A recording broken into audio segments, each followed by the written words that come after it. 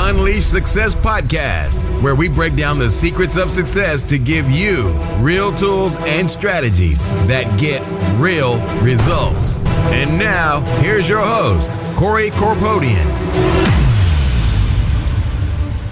Welcome back to Unleash Success. If you haven't subscribed to our newsletter yet, just go to unleashsuccess.com, enter your email so you can get all the tools and strategies sent directly to you each and every week. Welcome back to Unleash Success. This is your host, Corey Corpodian. Today we're interviewing Alex Dastmalchi.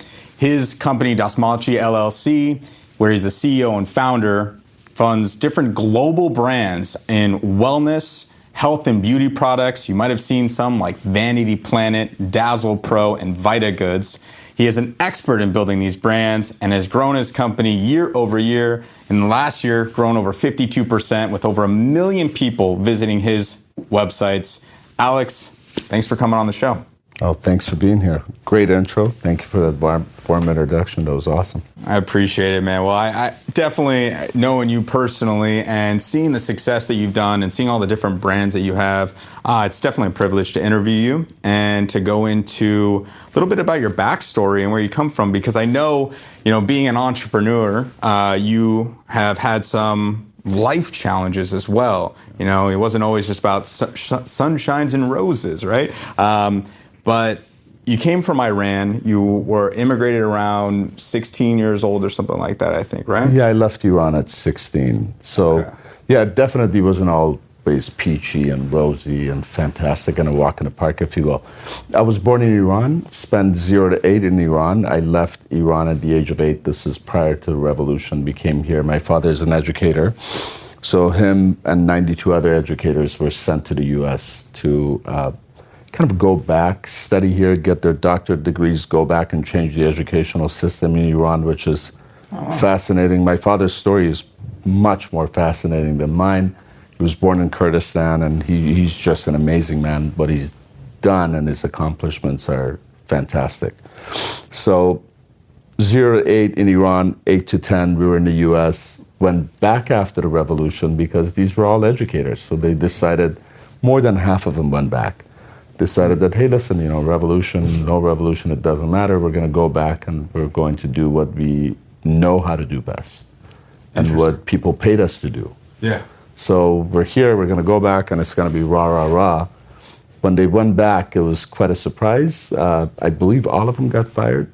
So did my dad. Oh, my God. And yeah, it was pretty interesting. It was right after the revolution. So you're like 10 years old right now, moved back to Iran, and then you have no job. Well, your dad. I didn't. My dad had no job. My mom was an educator. She was a math teacher. She continued to, I think, teach for a little bit. And my dad had to become an entrepreneur, something that he was never good at. That, you're born with some DNAs and he just missed it. He didn't have it. And it's funny, to this date, he's still an entrepreneur. He's 79, turning 80 in March, and he owns his own business. So maybe in a sense, that was a gift for him as well. Sure. Is that where the seed kind of got planted in your mind to enter into entrepreneurship? No, I was a daydreamer. I would literally daydream for hours and hours. I'm 49, so imagine when I was 13, this is 36 years ago. No internet, no phone. I think we had 2 channels of television back home. So my cousins and I would just wander off. We would be in the backyard or be walking out in the streets. And I always had a passion for building things, and I always had a passion to become an entrepreneur. I literally daydreamed about it.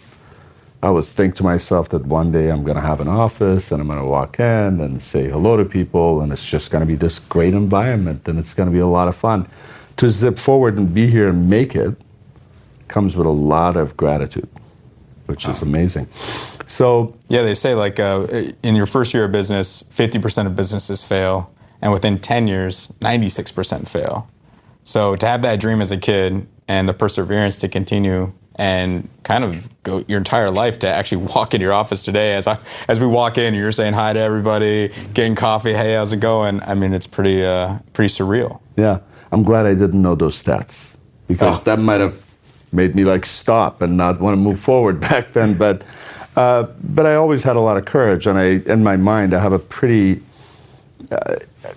it's a growth mindset that I've always thought whatever you think is possible and whatever you put your mind to, if you truly believe it and you envision it, you can make it happen.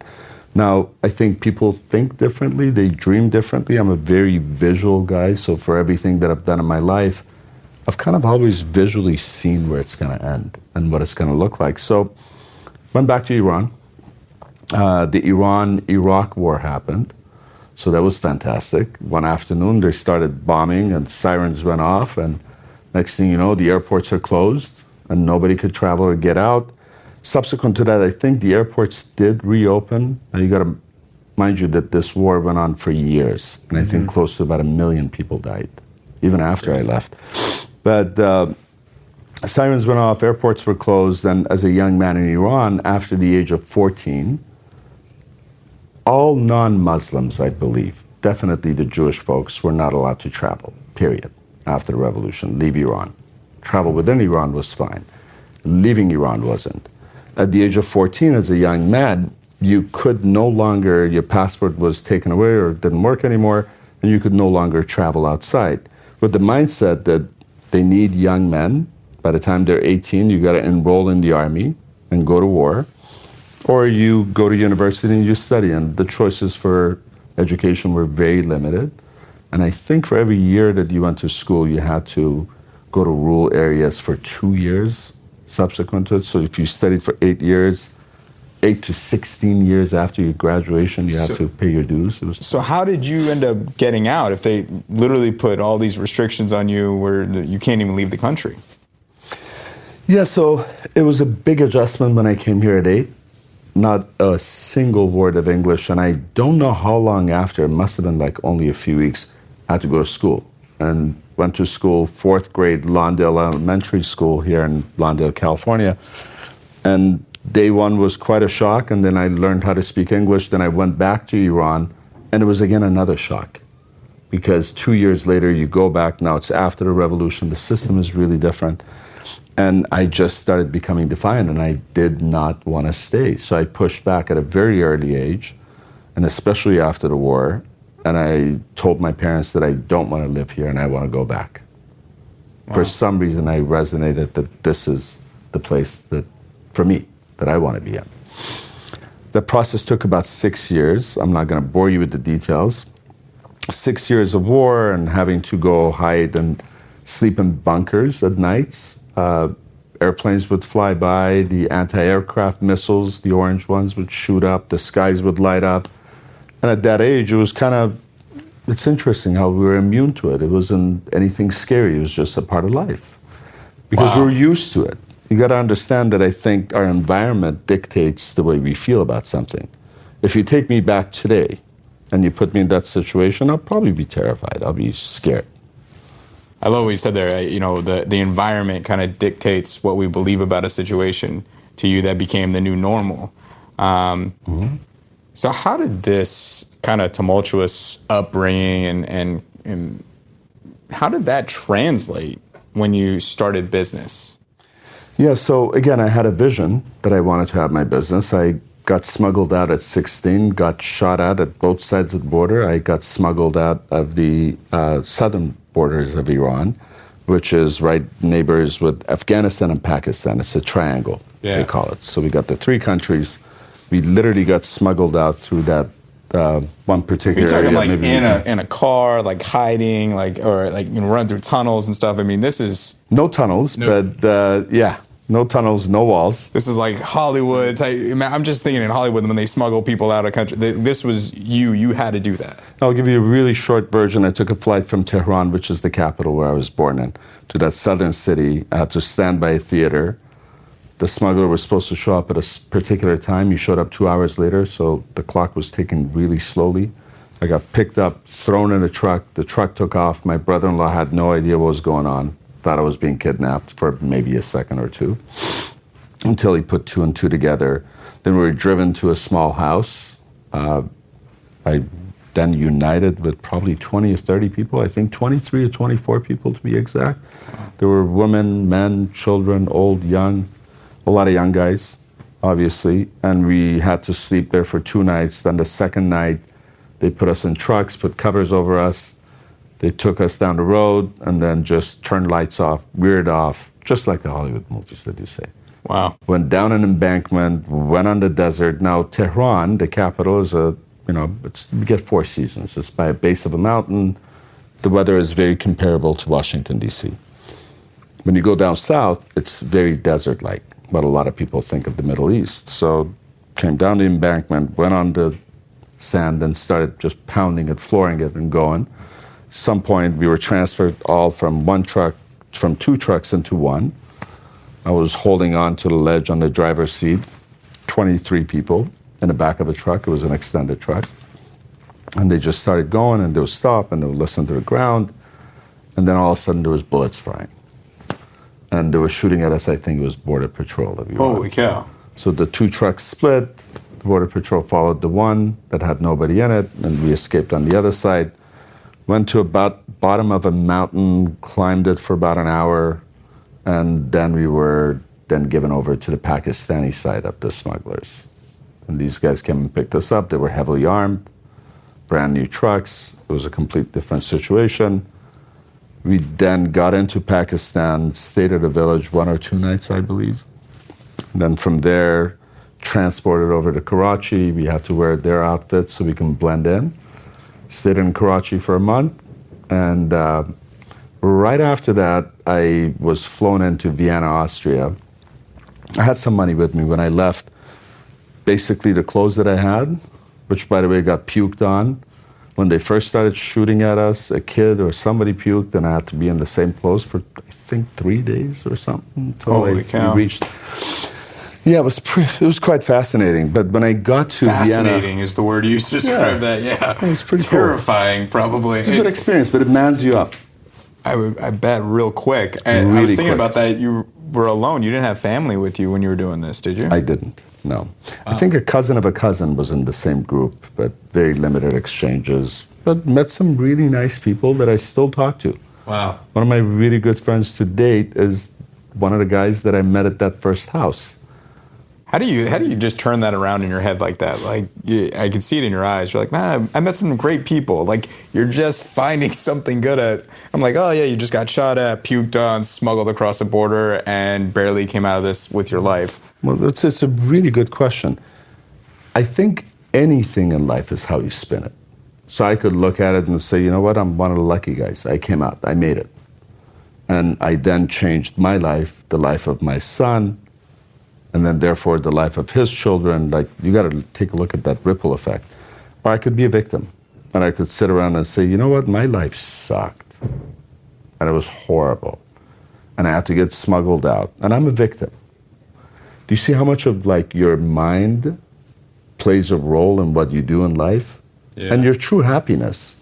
I'm not BSing and coming up with this stuff to make myself happy. That's truly the way I look at it. And I think every one of those could be a really valuable lesson depending on which lens you put on and how you view a perspective, which comes into challenges in business and personal life and all of it. Totally. I mean, just that victim mentality. So many people do use that and as that lens for their experiences, and then they blame other people for why they don't have what they want in life and in business, like you said. But I admire just the way you're able to spin such a terrifying experience into a positive one, and I'm sure that's helped you in business as well. I know that that's one of the key things that definitely changes things. It does. Now, my parents, I don't know their entire full background, but the one thing they did with us is they were always that positive force, right? So people that kind of see themselves as a victim, it comes with conditioning. That's another conversation, I believe, for a very long time. But I do believe that even with that, even with those patterns and those conditionings that we've had handed down to us generation by generation and then by the environment that we're in, we get to choose to change.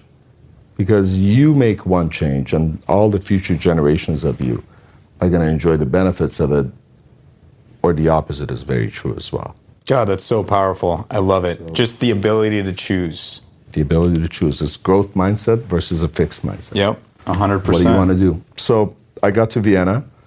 I had some money with me, just my clothes, some money. I guess I bought some other clothes, I'm not sure. But got there and I ran out of money very quickly. I had a pretty good taste for life. Like I remember even in Pakistan, people were just having rice and tomatoes and potato in it. And I found a really cool hotel. Believe it or not, it was a Holiday Inn. And Holiday Inn was one of the best hotels in Karachi. And I would go there and wine and dine myself and eat. So I got to Pakistan and I spent a little frivolously and I ran out of money. So I ran out of money and I'm like, holy crap, I gotta start working. So my first job was to shovel snow and clean sidewalks. This is Vienna, Austria. Freezing cold temperatures. I would stand in line at 3:30 p.m. If you're lucky, you would get a pick or a shovel or something and you would clean sidewalks from 5 p.m. till 5 a.m. And then I would go to my second job at a belt factory. So and it wasn't because my parents couldn't afford it. Good middle-class family, I wouldn't say upper middle class, but good middle-class family, hardworking individuals. But I had a lot of pride. And I didn't want to call them up and say, hey, I want you to send me more money. But the currency rate exchanges and whatnot after the revolution, it was pretty difficult for them to send that kind of money. So I didn't ask for it, started working for myself, working at these odd jobs.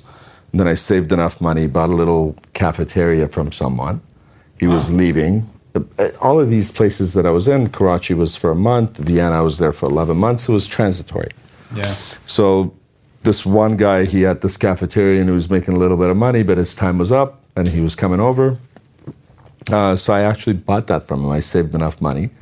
I paid him and I said, instead of giving it to somebody for free, I'll take over. And I'll actually pay you so you can enjoy your last month and not have to work before you leave. So I took over the cafeteria and started selling sandwiches. Okay, so I see what you're saying. You don't want to ask for money. Your parents could probably send you a little bit enough, just enough to survive. But what motivated you to, work two jobs? Obviously you were surviving, but what was the driving force for you? Like, wow, there's a cafeteria. Like, I want to own that. Let me buy that.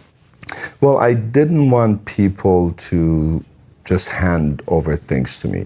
There was a program that you could apply for that they would pick up your housing and they'll pay for your food, but you have to show financially you're enabled to do so. And the way I looked at it, first of all, my parents wouldn't qualify. I didn't want to lie. And I saw myself as a very capable human being, so I didn't want to get a handout. And I got to a point that I was completely starving. So I would go to this club where it was the organization that supported us that I'm so grateful to, Jewish Family Federation, HIAS. Okay. I would go to the club and I would drink tea and put 5 or 6 sugar cubes in it. That's what I ate for like a few days. That was my food, my source of meal. And it wasn't just me, it was a couple of other guys. So it was that drive, it was need. I think necessity creates a lot of creativity. And it could be your fuel. So I used that to survive and to live. So I got the odd jobs, then got that cafeteria place going. And then I came here on July 22nd of 1987. Wow. Landed in California, I had a couple of cousins, and I met up with them. 3 days later, I had a job. You want me to continue telling you the story? Oh, well, I mean, it's fascinating. I know that your life story is just incredible. I do want to get to how you've managed to grow Dastmalchi and all these different brands to a global presence, especially how you've built brand awareness and things like driving so many people to your websites to be able to purchase this. And I guess where to start would be, how do you find a good business to go into? How'd you figure that out? How'd you pick wellness or the Vita Goods? Like, how did you find those? Yeah. So I became self-employed at 18. I had a number of successes. In 2008, 2009, when the economy crashed, I crashed with it. I was always a good critical thinker. I loved marketing and building things, and how do you connect the dots? How can I get a consumer to actually connect with a product or a service that I'm offering? So I had some good successes. In 08, 09, completely crashed, looked at a number of different businesses, wanted to go after something that is sustainable. So the products, the portfolio brands, when you look at them, we don't sell products that are highly complicated. We go after products that people use in their routines. So it literally started with, and one of the things that is really exciting today for anyone, for my son who's 19, in fact, it could go down to somebody who's 12. You can get on the internet and you have access. You have access in your back pocket. You can do transaction with Asia. You can find a graphic designer in Bangladesh that will do something for a couple of dollars. You have access to pretty much anything that you want to do. Pretty incredible, especially, I mean, just with a phone. You know, you can do almost anything with a phone, and, you know, things like Fiverr, right? You can just, you know, hire people for $5 where you can get them to do designs and stuff like that. Freelance.com, Behance.net. I mean, Upwork, right, yeah. Upwork. I have tons of great resources that I'd love to share. But for me, it was, again, out of necessity, once again. 2009, I'm completely broke. I have an incredible team of 5 people that showed up to work and said that, you know what, we don't need to get paid. I kid you not. Wow. They're still here. Wow. They said, we don't need to get paid. We're just going to figure this out. You're going to figure it out, and we want to work with you. So they came to work for about 1.5 years with no pay. And if they were late, they would call and tell me why, which was, I'm so grateful for my guys. So having a good team is it speaks volume. But I wanted to get into a business, to your point, looking at products that people use every day and trying to see how can you improve that experience? How can you improve that product? How can you take away the inefficiencies? And this is why a lot of the bigger brands are suffering today, and indie brands like us are doing extremely well. It's because we're natively digitally vertical. We go all the way to the maker. Our first product that we bought, I bought on Alibaba.com, connected with a toothbrush manufacturer. I used the credit card that I didn't know how I'm going to repay. Wow. And I bought 3,000 toothbrushes from them for a total of 50 grand. I started with 300, by the way. I didn't start with the 3,000. And I bought somebody else who had bought the same product from the same company but couldn't sell them. So it was with the focus of around products that people use in their routines. At the beginning of the business, we're 100% wholesale.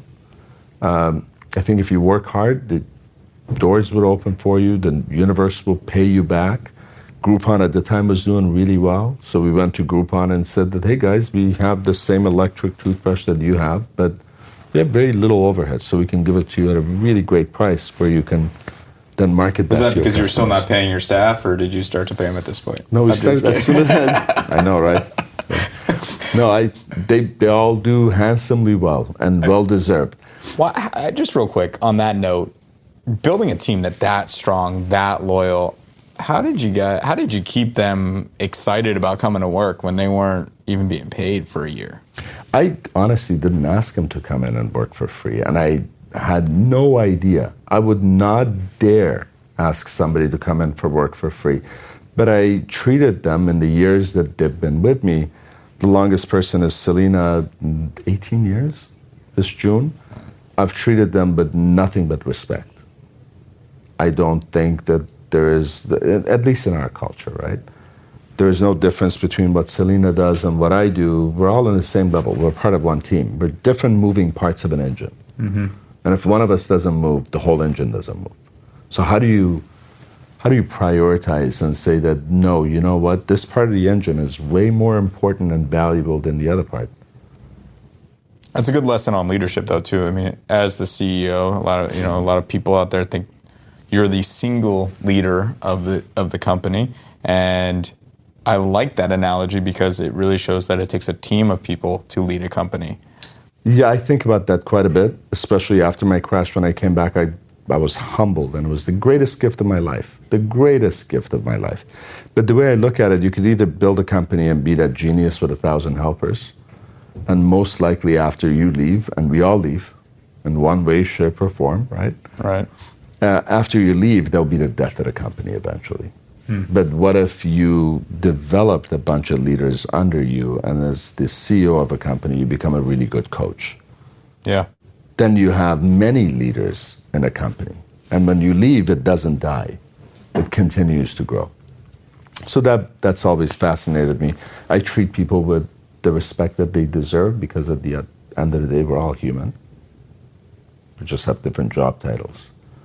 And some of us make more money than the others because we want it, and there's no right or wrong, right? But going back to how and why, so again, going after lowest hanging fruit, products that people use in their routine, taking out the inefficiencies, having access, believing in yourself and your team, and being there for them. We brought our first products in. Groupon bought them from us. Before it hit the ground, it was sold out. So then we went after the next one, and the next product, the next product. That was really nice. And that was the start of our wholesale business. And we immediately wanted to make sure, well, how do we, and again, from my past, my particular past, I've always relied on one or two very large clients. That model didn't work for me, it failed, because now you're at the mercy of somebody else. So we wanted to diversify. That diversification came from, hey guys, we need to do something to directly connect with consumers. Which brings me to marketing. I think in marketing, a lot of times we think something may or may not work, but we could be surprised. We have a different philosophy here that we'll almost try any kind of marketing. It's that Pareto rule. You try 10, 8 fail, 2 win. The 2 methods that win will completely eclipse your failures and the money that you've wasted there. So I use that rule all the time for this podcast. I literally just say that I think that 80% of our results come from 20% of the actions we take. The key is just knowing which 20. And I think right there, just from a marketing perspective, testing everything, to find out which things work is really good. What other marketing strategies have you used that you find are really helpful? Yeah, so as we were doing this, one of our very, very young ladies, she was 19, she said, well, why don't we sell on YouTube? And my answer to her was at the time that literally, quote unquote, YouTube doesn't have a store. Like, what are you talking about? And you got to understand, this is 6 years ago, I'm 43. I'm barely on YouTube, and I love YouTube now. I go on there and I get access to a lot of great information. It was like, no, I follow these beauticians, and these the term influencer marketing didn't exist at the time. That I follow these people, and they recommend products, and I buy them. I'm like, huh. So we spent $2,500 for each video. We did 2 videos, and then followed those results. At first, it was kind of, and then a few months later, we saw that revenue is still trickling in. We had a link, people were coming in, they were making a purchase. So when we saw that, we got really excited about it. We quickly built a pretty large team. You got into influencer marketing before it was influencer marketing. Well, influencer marketing is interesting. It's always been influencer marketing. We never labeled it, right? Nike. And then maybe use athletes and, Michael Jordan. Right, exactly. Right? Okay. So they have an influence. You and I have an influence. I'm not going to speak about yours, but my influence is very limited. I have like 800-900 people that follow me, and it's private, and it's my close friends and family, but I do have influence over them. Now, to the credit of today's influencers, and again, having access and having floor time, there are some that do it extremely well, and people get to judge, which is really cool.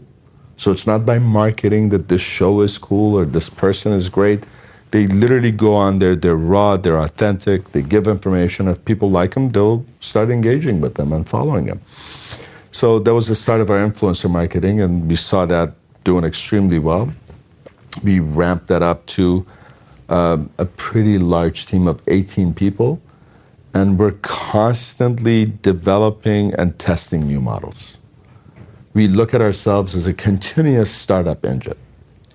That's a good mindset to have, especially as a successful company, because it kind of makes you a little bit more nimble, more flexible. 100%. We talked a little bit once in a different conversation about influencer marketing. And I'm just curious too. People were starting a store or a brand, and they wanted to experiment with influencer marketing. Do you have any kind of tips to be able to navigate through that arena? Because it's not like I'm going to be able to get Kylie Jenner to you give me like, a post on Instagram. But would it be worth it for me to find somebody who's got, 10 or 20,000 followers to try and get them to sponsor one of my products? 100%. I think you have to start with the product first. The product has to be a good product.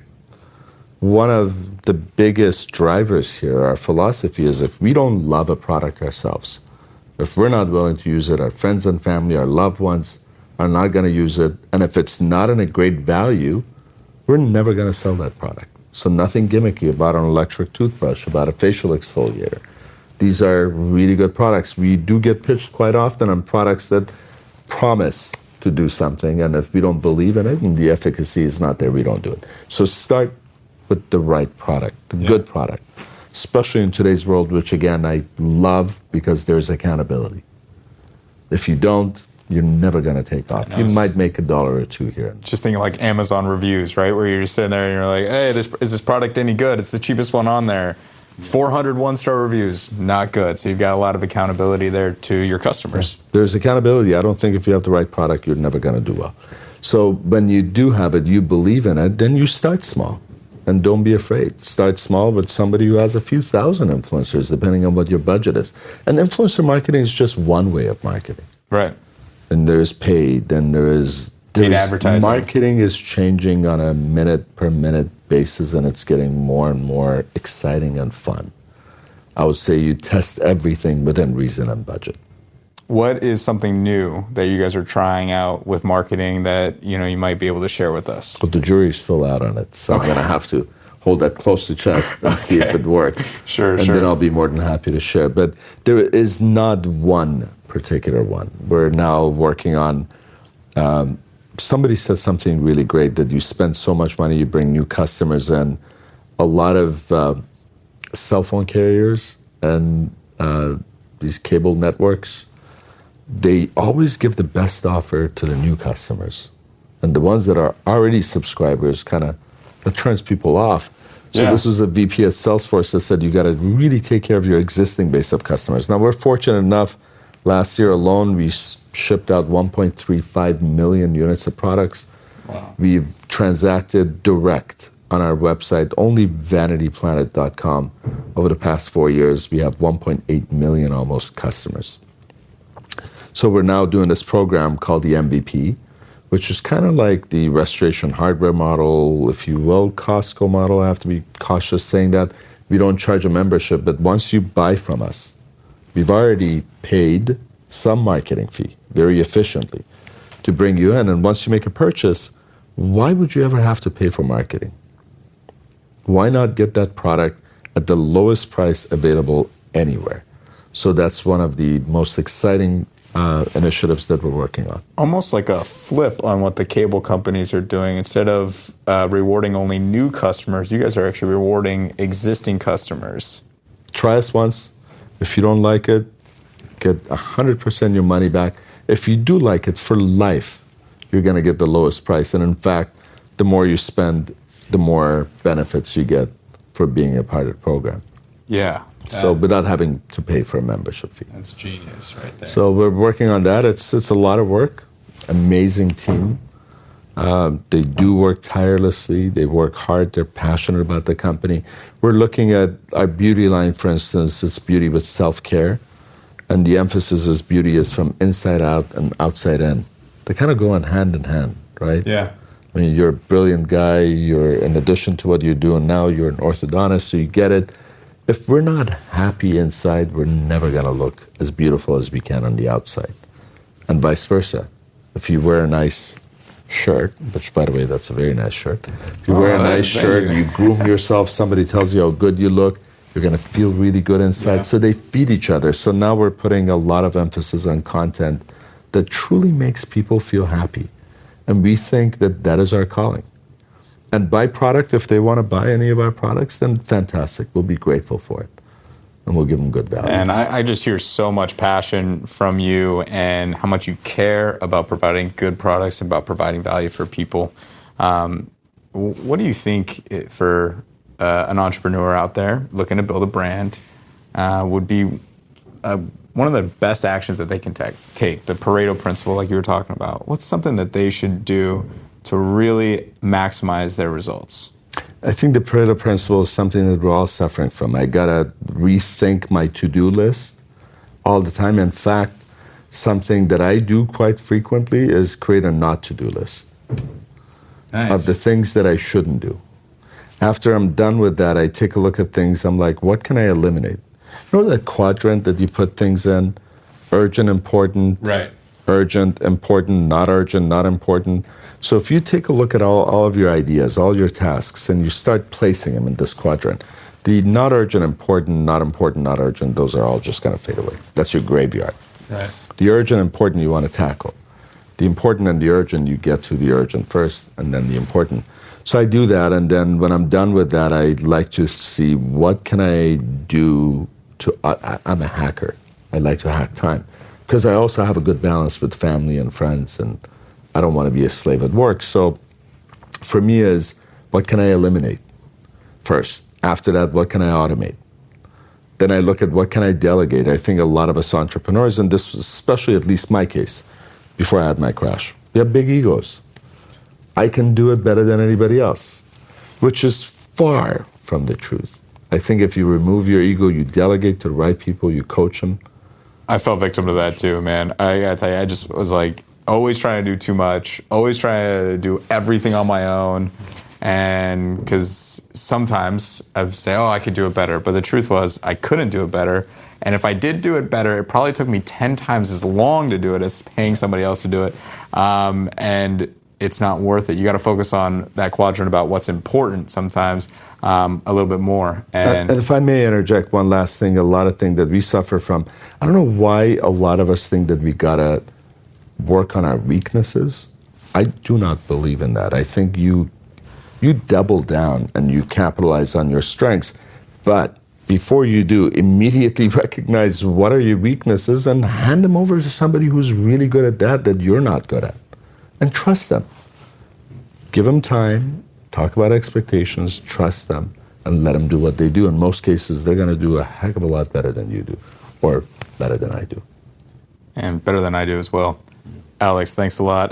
Where can we find you online? It's been a pleasure. I'm on LinkedIn. I'm on every social media platform that you can think of, as you can imagine. Dastmalchi.com has a portfolio of brands. I don't think my contact info is on there. But again, on LinkedIn, if anybody messages me or emails me, I'm pretty good at responding. And we can include the links in the podcast episode just in case anyone wants to reach out.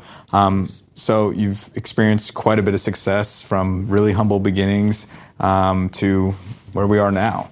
But for you, what is your next level of success? My next level of success is my personal growth, and I'm seeing that here. That's what drives me every day, is that curiosity. I'm not complacent. I don't sit still. Ultimately, I have I see English is my third language, so you're going to have to help me out. I have ideas for giving back that I really want to see in action, and that includes maybe building schools. As you know, I'm very involved with Corazon de Vida. Yeah. I'm as involved as I can be. I'd like really to be involved a lot more. Yeah. I like to be involved a lot more, and that to me is, and everybody's different. So not everybody has to go out and do things. Some people like to give to animals. Some people like to help their friends or just raise really good kids. It doesn't matter. For me, I believe that's my calling, and it gives me sustainable happiness. It's better than anything else. So I'd like to one day be able to spend a lot more time there. I think once you take care of yourself, people struggle with that for a little bit, but once you handle that and your family, that key to happiness that you just said is giving back and doing something for others. It's a lot of fun. Yeah. It's a lot of fun. Alex, thanks so much for coming on Unleash Success. It's been a pleasure. I appreciate it. If you enjoyed the show and learned something of value, the one ask that I have is please go subscribe, whether you're on iTunes, Spotify, or YouTube. And if you leave us a 5-star rating or review, that absolutely helps us get our message out there. Each week, I'm going to continue to interview amazing people, and we're going to break down their tools and strategies to help get you real results. Feel free to visit the website, unleashsuccess.com, and subscribe to our newsletter so you can get updates each week. And remember, knowing is not enough. Knowledge alone is not power. Action is. Because action is the only way you're going to get the results you want in life and truly live the life of your dreams. So take some action, subscribe to the podcast today, and get ready to unleash success in you.